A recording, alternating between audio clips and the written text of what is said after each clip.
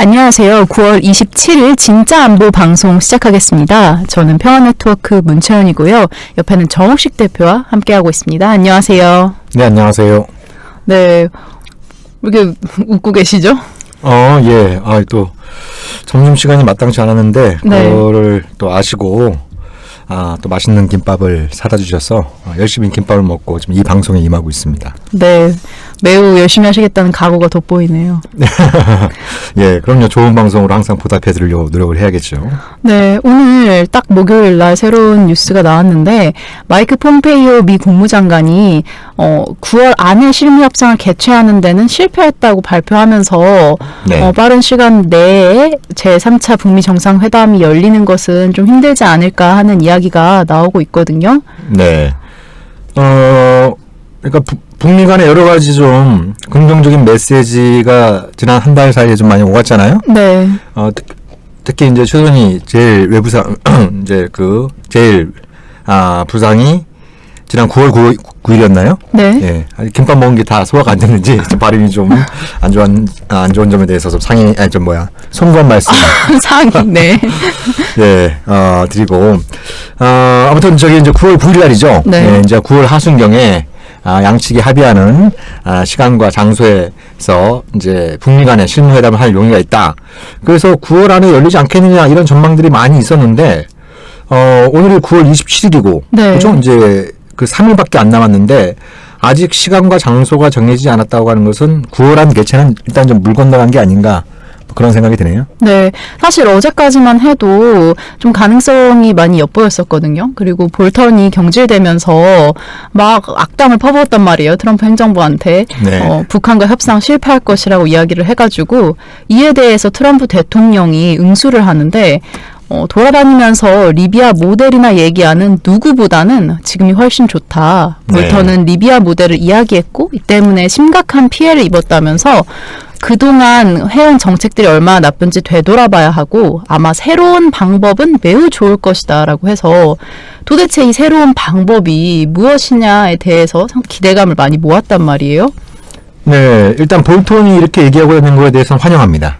네. 네, 이렇게 얘기를 하면 할수록 악담을 퍼부으면 퍼부을수록 트럼프의 오기가 발동하겠죠. 그렇죠. 예, 그래서 네. 대응하는 과정에서 당신이 얘기했던 리비아 모델로 가려고 했다가는 이게 이제 깽판 날 뻔했는데 당신이 이제 그 경질되면서 또 리비아 모델도 사실상 이제 용도 폐기를 선언한 상황이고 네. 새로운 방법, 뉴 메서드를 언급을 했는데 이게 뭔지에 대해서는 나온 게 아직까지는 없는 것 같아요. 네.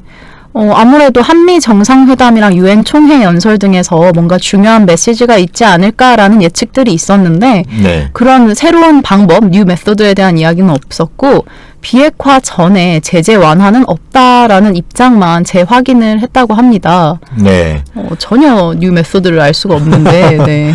그러니까 볼턴이 실패할 운명에 처했다 그렇게 얘기하니까 그거에 대해서 이제 기자가 물어보니까 네. 본인도 별다른 생각 없이 리비아 모델에 대해서 성토를 이미 한 상황이니까 네. 새로운 방법이 더 좋을 거다. 그냥 이렇게 지른 건지 네. 뭔가 트럼프 행정부 내에서 새로운 방법론을 둘러싸고 좀 논의가 진행되고 있는 건지 네. 이것 자체가 좀 불분명한 것 같아요. 네. 그래서 많은 이들이 아마 이런 이야기를 한 배경에는 북한과 미국 간의 실무협상 개최 논의를 통해서 뭔가 의견을 조율하고 있지 않을까라는 네. 말들이 있었는데 김계관 북한 외무성 고문이 27일 오늘 무슨 말을 했는데 선 핵포기 주장과 제재가 우리의 대화에 이끌어낼 것이란 착각하는 견해가 난무하는 상황에서 또 한 차례 미국 정상회담이 열린다고 새로운 돌파구가 마련되겠는가 트럼프 대통령의 현명한 선택과 용단을 기대한다라고 이야기를 했는데 네. 아직도 선 핵포기 주장이 살아있다 미국 내에라고 네. 언급한 부분에서 좀 북한이 미국한테 새로운 계산법을 원했지만 미국 측은 입장이 전혀 변하지 않았나라는 해석이 좀 가능한 부분인 것 같거든요. 예, 그러니까 선핵 포기 주장과 제재를 좀 연결시켜서 얘기하고 있잖아요. 네. 그러니까 김규관 오랜만에 또 한 1년 4개월 만에 다시 이제 네. 등장한 상황인데 그러니까 그 얼마 전에 이제 트럼프가 또 뭐 폼페오를 비롯한 미국 고위 관료들이 비핵화 전에는 제재를 풀 생각이 없다, 완화할 생각이 없다 이런 취지의 발언들을 했단 말이에요. 네. 예.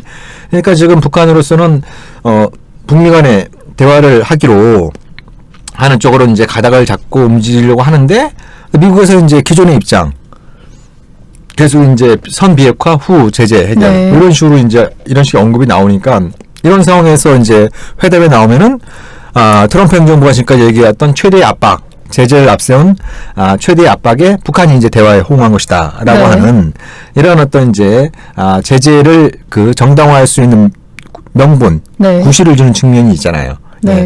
그러니까 좀 이렇게 좀 가오를 세우고 나오려고 생각을 좀 하고 있는데 네. 예? 계속 너희는 우리 압박에 당해서 나오는 거야 이런 식의 어떤 해석이 가능한 부분들이 생기니까 실무회담을 좀 주저하는 부분이 생기는 것 같고 네. 더 중요하게는 기존 입장이 이렇게 계속 되풀이되는 상황에서 회담에 나가봐야 뭐하나.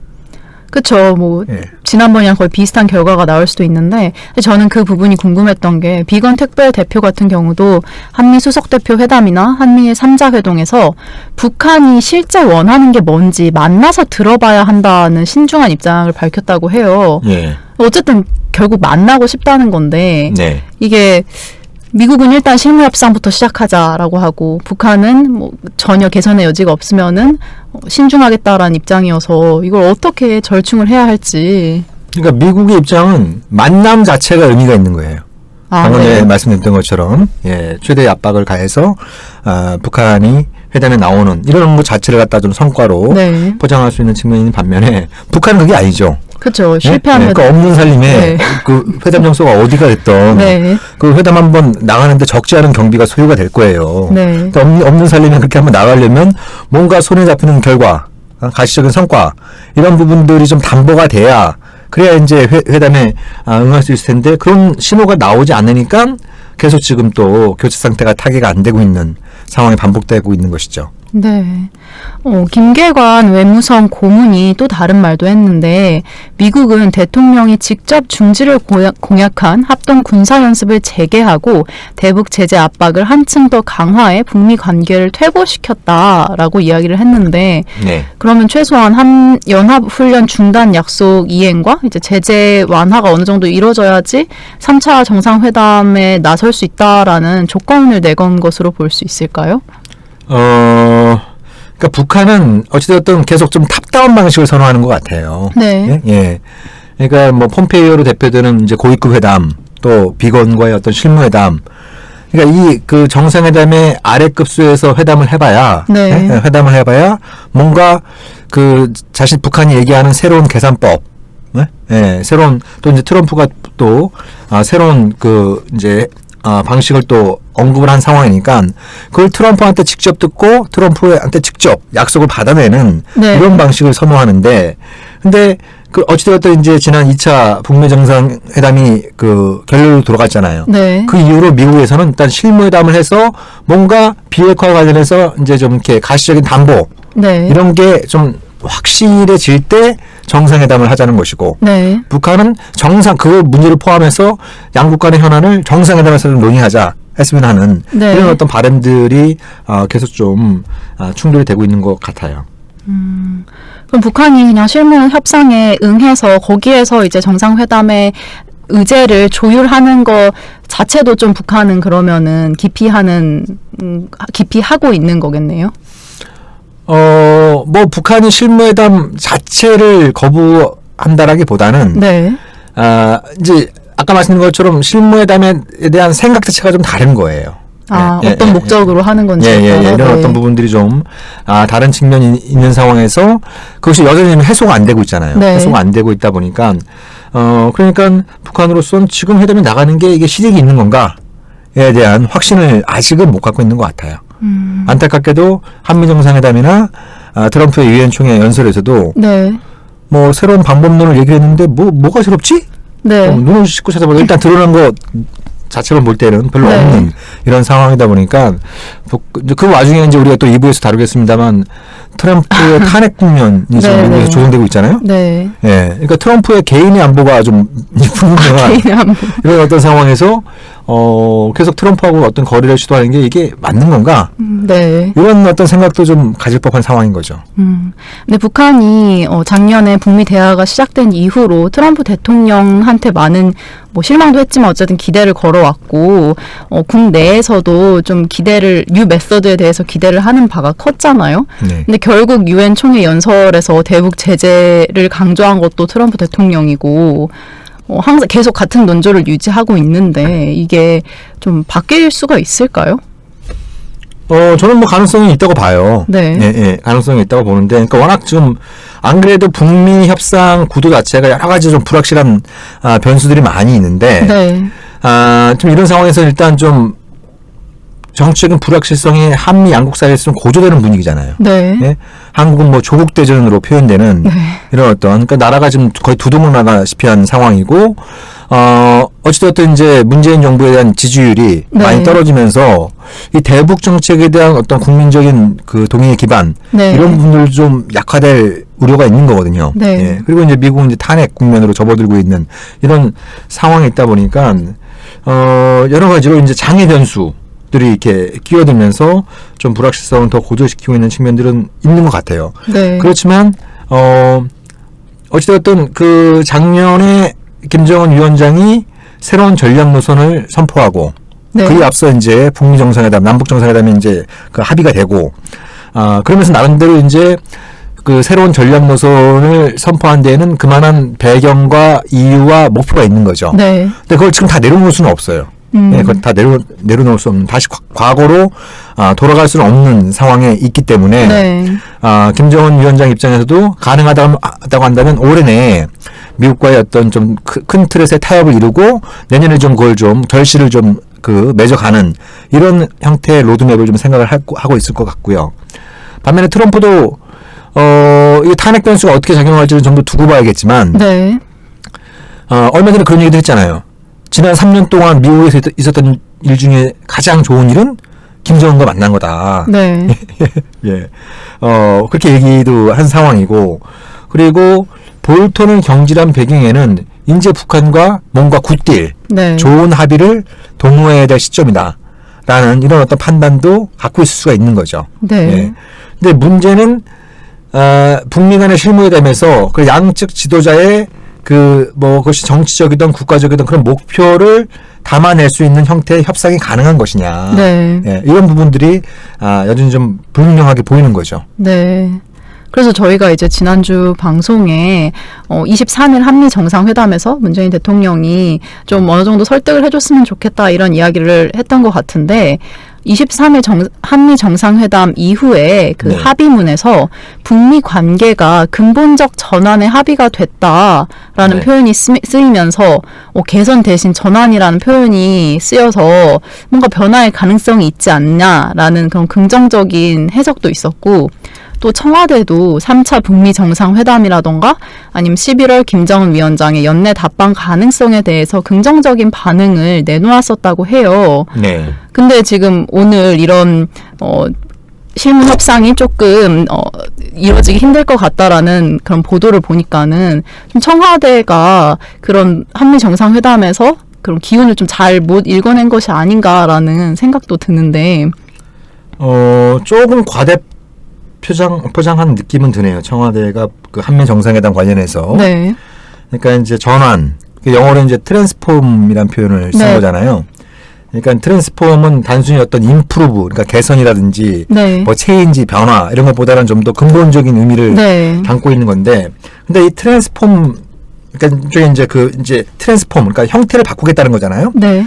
북미 간의 지금까지 적대 관계를 평화관계 혹은 우호협력 관계로의 형태의 전환을 의미하기 때문에 근본적인 변화를 담고 있는 건 맞아요. 네. 근데 이거는 이번 한미 정상회담에서 처음 나온 것이 아니고 그 전부터 나왔던 거예요. 네, 그렇죠. 예, 예, 전환이 필요하다고는 이야기가 그 있었죠. 전부터 트랜스폼 혹은 트랜스포메이션 이런 표현들은 트럼프나 폼페오나 비건이 여러 차례 얘기를 한 바기 때문에 네.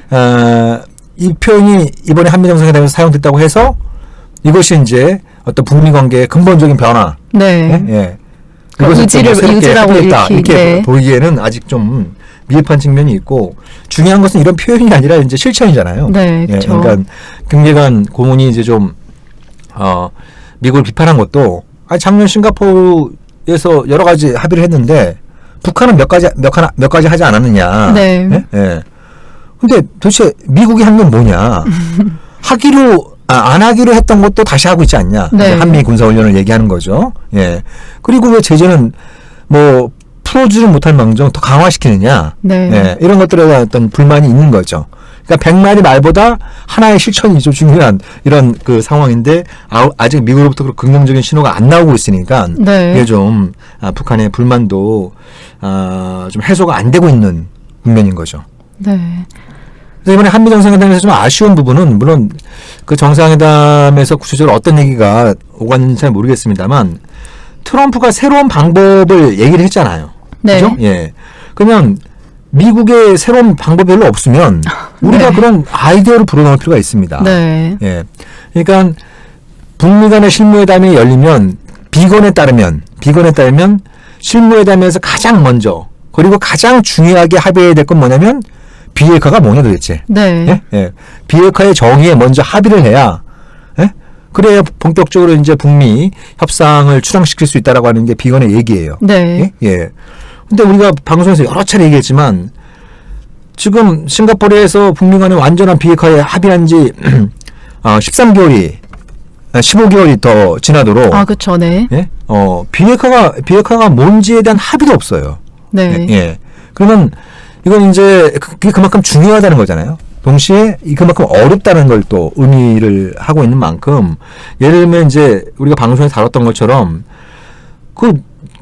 존재하지도 않고 합의하기도 힘든 비핵화를 놓고 비핵화의 정의와 최종 상태를 놓고 더 이상 헤매지 말고 네. 이미 국제적으로 통용되어 온 비핵지대 뉴클리어 웨폰 프리존 네. 이거를 비핵화의 정의와 최종 상태로 삼자. 네. 예.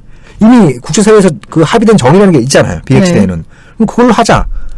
예. 이렇게 게 이제 좀 제안을 하면서 미국을 설득하려고 하는 노력이 좀 있었어야 하지 않을까 싶은데 일단 드러난 건 그런 게 없는 것 같아요. 네. 드러난 것 자체만으로는. 네. 예.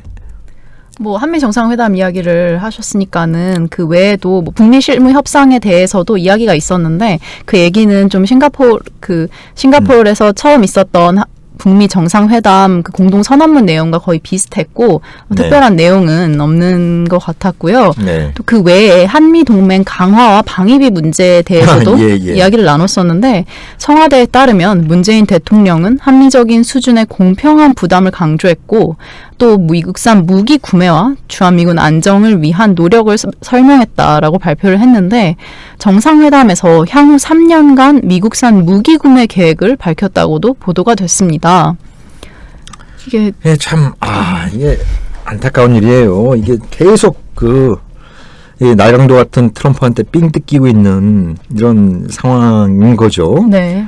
뭐 방위분담금 우리가 방송에서 여러 차례 다뤘잖아요. 예. 그랬었죠. 지금 주고 있는 분도 다 못 쓰고 있는 상황인데 이거를 막 3배로 올려달라, 5배로 올려달라 이런 말도 안 되는 요구를 미국이 하고 있는 상황인데 네.